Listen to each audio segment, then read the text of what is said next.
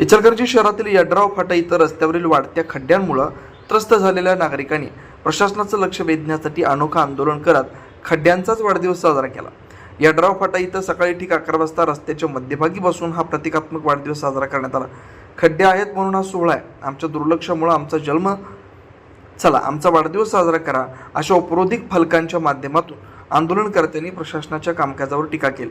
शहरातील रस्त्यांची झालेली दुरावस्था, वाढते अपघात आणि नागरिकांना होणारा त्रास याबाबत संताप व्यक्त करण्यात आला।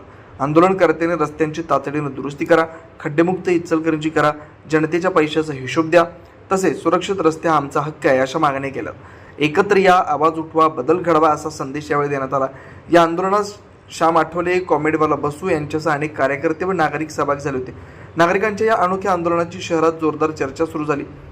प्रशासनाने तातडीने रस्ते दुरुस्तीची कामं हाती घ्यावेत अशी मागणी नागरिकांकडून करण्यात येते।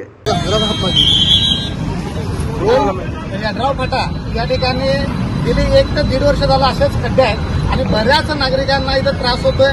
अपघात होणं, या ट्रॉफिक या ठिकाणी वाहतुकीची कोंडी होणं हे नित्याचंच झालंय। आणि असं असताना इथले प्रशासन इकडल्या बाजूला बघितला साखर या रोडच्या पलीकडं यड्रावकर साहेब हे आमदार आहेत, या बाजूला बघितलं तर आपल्याकडे आवाडे साहेब आमदार आहेत आणि आत्ताच सध्या ते जवळीक त्यांची लग्नाच्या माध्यमातून दोन्ही आमदार एकत्र आले। दोन्ही घरांना एकत्र असताना या चौकाला वाली कोण नाही, म्हणजे या चौकासाठी एक आमदार इथं लोकप्रतिनिधी नगरसेवक निवडायला पाहिजे का, किंवा इथं यड्राव फाट्याची ग्रामपंचायत निर्माण करायला पाहिजे का?